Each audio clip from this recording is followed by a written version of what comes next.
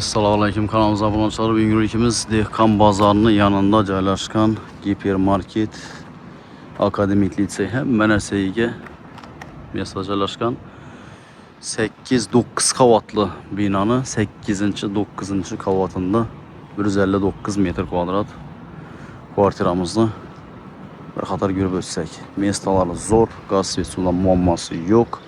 Detski plashatka hamma narsaga ega, mestalari zo'r edi joylashgan, shunday chiroyli shaklda solingan domimizni bir qator ko'rib o'tamiz.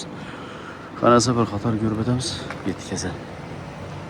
8-qavatga chiqdik. Qani bismillah deb ko'radigan bo'lsak, bu yerda 1, 2, 3 xo'jalik tushgan. Qani bismillah deb ko'radigan bo'lsak, bu yerimizda yana prixo'shcha joylari, yanımızda yine xonala ketgan. Bunun koridor bor, xonalar dinlendinle tushgan. Chap tarafimizda kuxnya joyi, kuxnyani xolasa o'zgartirsa bo'ldi, sho'tchiklar qo'yilib turibdi, oyna joylari bor, kanalizatsiya turbalar chiqqan, polностью. Xolasa endi bir sanuzel etib o'zgartirsam bo'ladi. Bu yerda eski spalnya tushgan, spalnyada balkonuna ega ekan.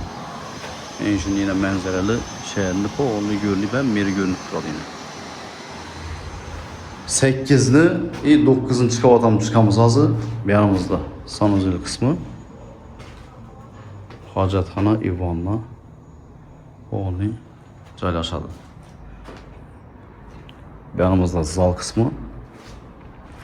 Zalımız ham kichkina emas, 159 metr kvadratlik bir hovli joyni hisobidan ber.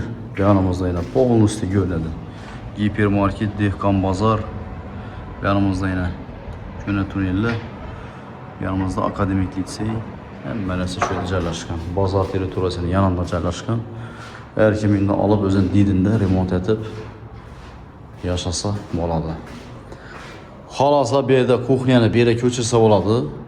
Kuxnyaga keng zo'r olib tushgan mestasi, bu yerda lestnitsalar quyma ravishda qilingan.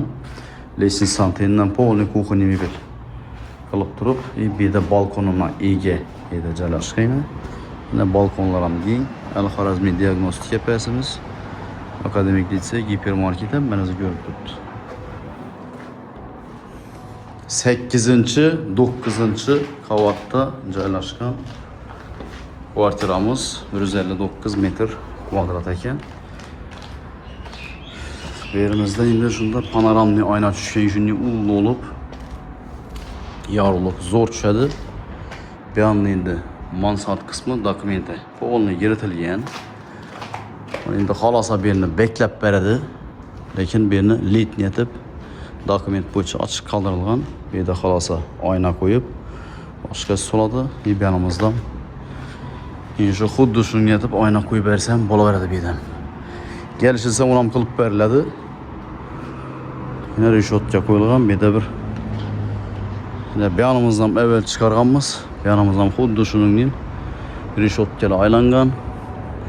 Bu yerda bir ochiq havo etib bu yerni shoshlik pishirib qo'ysam bo'ladi. Xolasa xona etib bu yerni beklab tashlab xona etsam bo'lardi bu yerni. Bu yanimizda yana bir xona tushgan. Bu ham panoramli oyna bo'lib, yine arka tarafa qaragan. Bu yanlarimiz ham hamma devrek deyish polностью oyna. Bu podest tarafdan qaragan qismi. 159 metr kvadrat kvartiramiz. Narxlarına geladigan olsak 700 milyon so'm ekan. Şu duruşu yeta bir 4 milyon 400'lerden tushib turibdi kvadrat metrlari. Gelip şundan üstünde gelişip alsanız da bo'ladi. Gaz, svet, sudan muammo yo'q. Hamma narsa shu chiklarim qo'yilgan.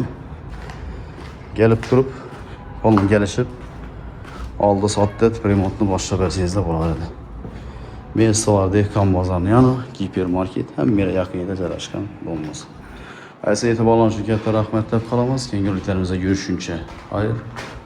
Sağ olun. Salomat bo'linglar.